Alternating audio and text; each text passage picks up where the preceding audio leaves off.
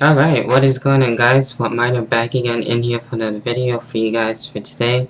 And in here I'm going to be talking about, well, I'm going to try to briefly anyway, talk about, the epic Raw that happened last night. Of course, Raw went old school last night. And before I get into that, I'm just going to talk some stuff off. We did have more matches made for the Survivor Series last night. And just to get that out of the way at least, um, we did have John Morrison and Sheamus, a match that was made last night during, Santino's promo or anything, and I'm not going to get into a whole lot of promos because there's, quite a few of them, so I don't want to waste my time, talking about too much of them, but anyway, Sheamus and John Morrison are going to have a match at the Survivor Series, so that's pretty cool with that. Also, the Tag Team Championships will be on the line. That's right, against Nexus, Justin Gabriel and Heath Slater against Santino and Vladimir Kozlov. Don't know if I like that whole deal, but we'll get to more of that in the Survivor Series predictions later on this week. And speaking of the Survivor Series, I tried to get in, my top 5, favorite Survivor Series pay-per-views and all that stuff. I tried to upload that yesterday within the hot seat and with Mr. Loose LJ, but apparently, YouTube direct upload has been, kind of having problems, and it hasn't been really cooperating with me as of late. So hopefully this video will upload. I'm hoping, and we will get that. Top 5, favorite Survivor Series as well. So definitely stay tuned for that as well. Also, that's basically it with the matches made. Also, before I forget, we do have, yes, they did get to throw in the traditional Survivor Series tag team match. It's not really the greatest, Survivor Series team, of all time, but it's basically some of the members from team, from the team of Bragging Rights, last month. So, it's not really all that great. But anyway, like I said, we'll get more into those matches later on during the Survivor Series predictions later on this week. So I just wanted to get that out of the way so you guys know that. But anyway, Raw went old school, and I gotta say, not really any complaints about this Raw, to be all honest. I think Raw, did a good job, with this whole old school thing, and they basically went all out, which is cool. They had the old school, and Titantron there and everything, the whole set, the ring, everything in the arena was old school. They had the old school, theme song too as well.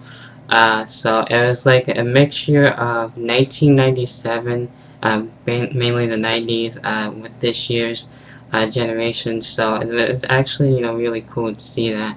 It actually felt like the 90s a little bit.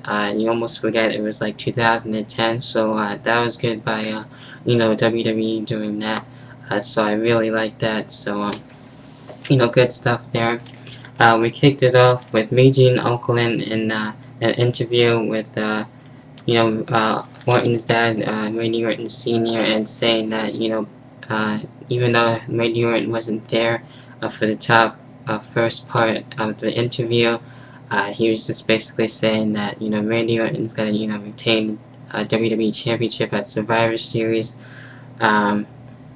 We still have that thing with Cena and Barrett, in there as well.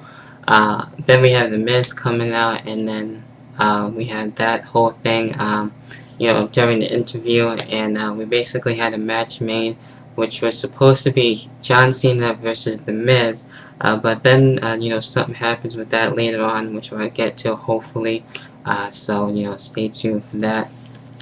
Then we have our first match of the night, Dolph Ziggler versus Sexual Chocolate. That's right. Mark Henry's old gimmick, and coming out to his old theme, and kind of his old ring attire, which was actually cool. And we get to see the old gimmicks in this night, and with old themes. So I thought that was really cool. This match was pretty good. It was mainly all Dolph Ziggler. I'm not gonna really talk about all the matches, fully. But this wasn't bad. Of course, Dolph Ziggler came out with Vicky Guerrero, and they came back together. basically, and Dolph Ziggler ending up getting the sleeper hold onto Mark Henry, aka Sexual Chocolate, and thus making him fall asleep and helping Dolph Ziggler win the match, and that's what happened there. Then we go to commercial and come back. We have a tag team match against the Hart Dynasty, against the Nexus, and a non-title tag team match. And this match was good. You know what you expect from the Hart Dynasty.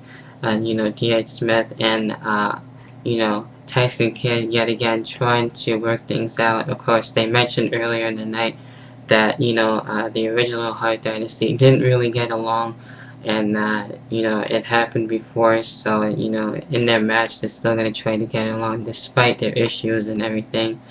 Does it come into play? Yes, it did. During the match, you know we have back and forth stuff here. You know towards the end of the match, Tyson Kidd wasn't you know for the tag and everything, and he gives a kick to D.H. Smith. Well, basically, you know, having a heel turn in a way, and looks like as of right now, the Hart Dynasty is no longer. That's really, you know, sad to say. You know, it really sucks. I really like the Hart Dynasty, but you know, apparently now they are, you know, no longer as of the old school Raw. So that's the only thing I didn't really like about, you know, the show. But the rest of it was all, you know, really good. So nothing really else to complain about. Maybe just like one thing, but that's about it. Anyway, then we come back and we have the Brooklyn Brawler. That's right, Brooklyn Brawler coming out, issuing an open challenge to anyone that is new school. And you know, who do we get as a guy to you know challenge and accept the challenge? Well, we get none other than Ezekiel Jackson. That's right, Ezekiel Jackson coming out, accepting the challenge, and yeah, nothing really special happening this match. You know, Brooklyn Brawler just issuing the challenge. Ezekiel Jackson coming out and basically dominating over him, and you know, ended up winning the match. So you know, it wasn't that you know long of a match. It was basically pretty quick. So in the end, Ezekiel Jackson winning over the Brooklyn Brawler. Then we get into the next match too. We had a lot of matches in this night. John Cena, what was supposed to be John Cena versus The Miz. You know, The Miz coming out and saying that you know he didn't want you know to be in action, so if that was okay with the general manager, you know if he could you know take the night off and have a substitute and his apprentice, you know Alex Riley, you know filling in for him. And you know, I guess apparently the general manager didn't have you know any problems with that, so we did have John Cena versus Alex Riley, which is good. We did you know see them you know fight each other you know throughout this whole year, so it was John Cena versus Alex Riley. You know, not really getting too much in this match. You know, Alex Riley trying to do his best, you know, trying to win over John Cena, but John Cena comes back, you know. With the 5-knuckle shuffle and you know the Attitude Adjustment and the STF for the win, and defeats Alex Riley there. So that's what happens there. So like I said, I'm not trying to you know explain all the matches, but you know just giving you who won and all that. Then we get into another match, which was a tag team match.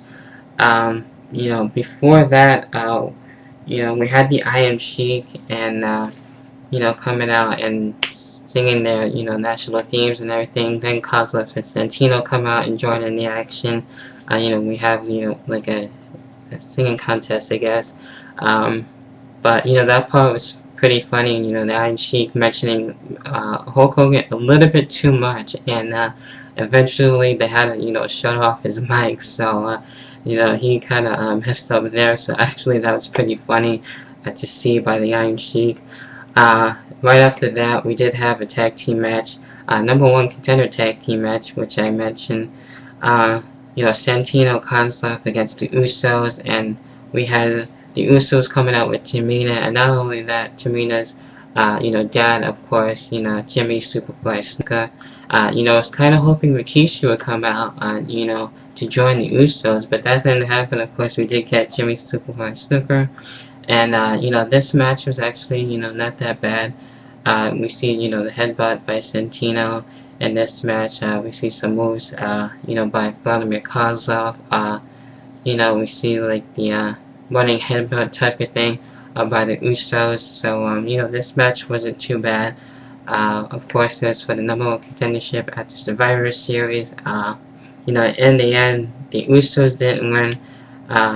Sad to say, but Santino and Kozlov did get the win, and with the Cobra with Santino, and of course, Santino and Kozlov are the new #1 contenders, and will be facing the Nexus at the Survivor Series for the championship. So that's it with that. Also, we come back and we have another match here, and that is with Kofi Kingston and David Otunga from the Nexus. And this match was okay. It was pretty short. We have the kicks by Kofi Kingston. We see body slams and suplex in this match, and we get a little interference, and that's why Animal Steel come down, and David Otunga during the match while Kofi Kingston was out at the time, looking confused as all hell. The Animal comes out and is looking to take a bite out of the turnbuckle like he usually does, and that basically happens, and then he just walks out like nothing happened. But anyway, Kofi Kingston comes back and gets the Trouble in Paradise onto David Otunga, and Kofi Kingston wins the match with that. So that was pretty cool.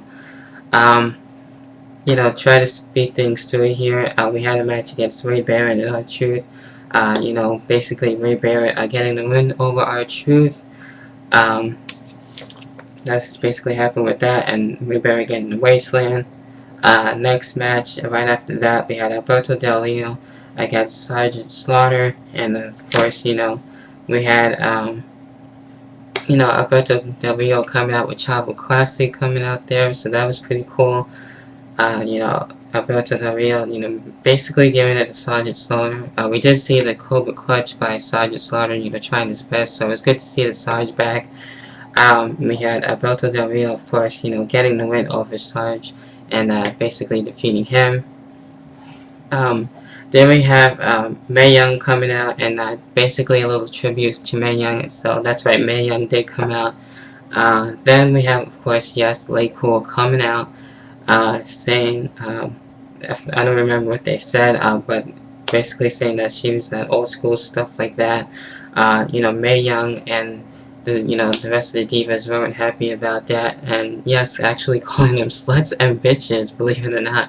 So that was really hilarious with that, and Mae Young getting her payback, and they were supposed to have like this Falls Count Anywhere match. It was really short, just Mae Young getting payback with a kick, all the divas coming out and giving payback and help for Mae Young. So that's what happened with that. So Mae Young defeating Lay Cool. After that, we have another match, interpromotional match between Daniel Bryan and Jack Swagger, and with special guest commentator, that's right, you guessed it, Jim Ross, good old JR, everybody's favorite commentator, coming back just for one night, which is good. It was really good to hear his voice back. And we had this whole kind of war thing with Michael Cole and Jim Ross, and of course Michael Cole was pretty upset that Jim Ross was there, saying that Michael Cole, that he is a new voice of the WWE, and Jim Ross basically owning Michael Cole during the end of the commentary, just slapping him over the head with his hat. I thought that was great. But anyway, Daniel Bryan versus Jack Swagger wasn't that bad of a match, and I actually enjoyed it. Daniel Bryan getting the win with the kick there, defeating Jack Swagger. So that's what happened with the last match. Then we have Piper's Pit with John Cena and Randy Orton and Wade Barrett. Just quickly, not getting a whole lot into it, just Roddy Piper, telling John Cena to do the right thing and, don't spit in the face of, the legends and everything. Wade Barrett then comes out and saying, well, basically he wants to win the WWE Championship, and something he should have did a long time ago and give John Cena the Nexus t-shirt. he did, and John Cena actually looks pretty good with that. I don't know why they should have gave